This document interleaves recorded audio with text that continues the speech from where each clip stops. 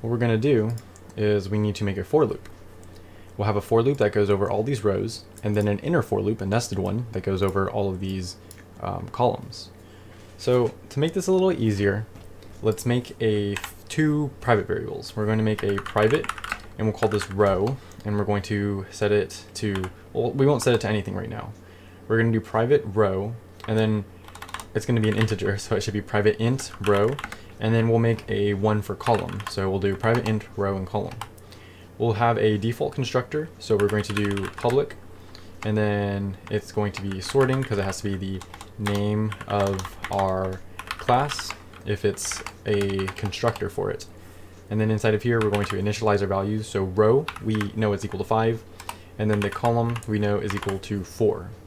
So this is going to be, if we were to make comments for it, we'll call it the default constructor. Now that we have our default constructor, we can look into the Tostring method because we needed these rows 5 and 4. So inside of here we'll have our outside for loop, and remember this outside for loop is going to go over all of our rows. So we're going to do int a is equal to 0, and then we're going to run this as long as a is less than our row, and then we're just going to do a plus plus, so this will run through every single row. And then inside of here we want to run through every single column, so we're going to do for loop. We're going to have int and then b is equal to 0, and then we're running this as long as b is less than our column, and then just going to do b plus plus. So inside of here we're just going to have a print line. So we'll have sysout, and then we're going to do, well, we're going to call our array. We need to call the specific indexes. So we're going to do array, and we want to have our row be a, so it will first look over this first row. And then we want to call the column, and we know the column is changing for this inner for loop, so we'll just have b. We can try running this. We'll save it and run it, and this gives us the initial array.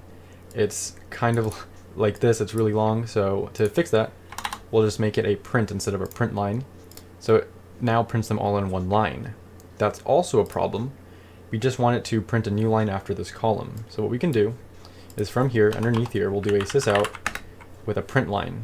And so now with our method like this, we can run it again, and this is going to be our initial array. So we have all these here, 5, 3, 2, 1, 6, 9, 8, like this. We should have a space in between them. So what we can do is we can come back in here, we can append a space, and let's run it again, and it'll look like this. Well, we can make it a little bit neater if we wanted to.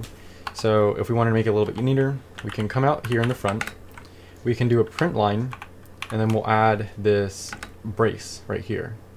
And then we'll do that at the end right here.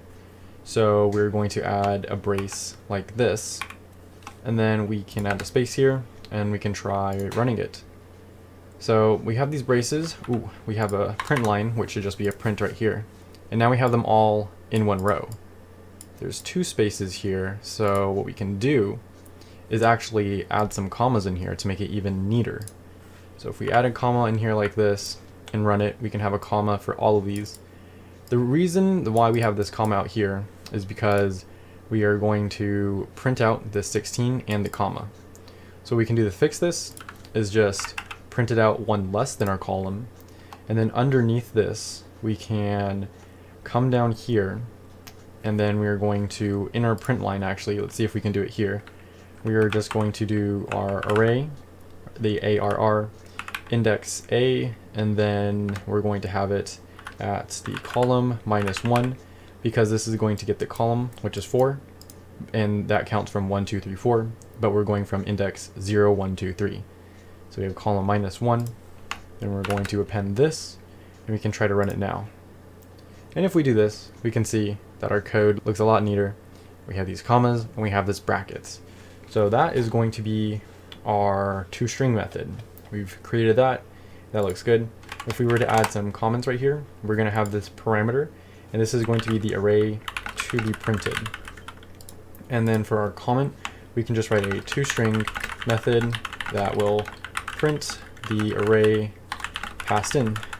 And that is a pretty descriptive Java commentation right there. And we've done it. So this is our Tostring method. Next, we're going to work on our copy. And the copy is for this part right here, sort.copy.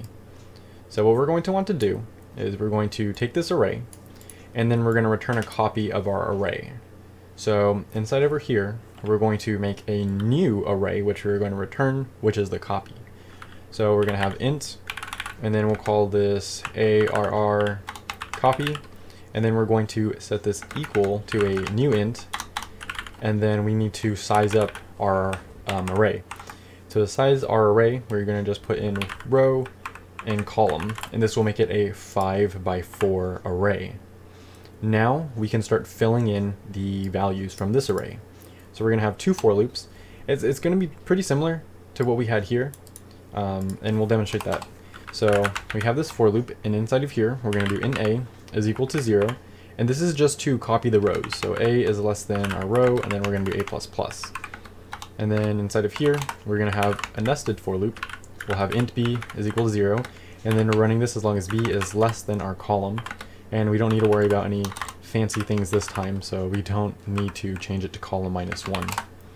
And so inside of here, we're just going to add into here. So we're going to do arr copy, and we're going to fix the index to be a and then b. And so this is where it's going to be adding it into. Right now it's 0, 0, and then it's going to get incremented every single time. And then we're just going to do arr, because we're copying the exact same thing, a and then b. And so this is going to be our copy. Once we're done with all of this, we can break out of this loop, and we're just going to want to return our temp array, or our array copy. And so that is going to be the copy method. And then we can make some commentations right here. Our parameter is the array to be copied, and then we're returning our copied array. And then inside of here, for the commentations, we can just write method that copies the array passed in. And so this is our copy method. We have our copy and our toString done. To test if this works, what we can do, well actually we'll test if it works after we manipulate it with the bubble sort. And then we're going to have this array.copy. And then what we can do is we can print our initial array. So we'll copy this just for a test, and after our bubble sort, we'll print it right here just to see if it actually copied it or not.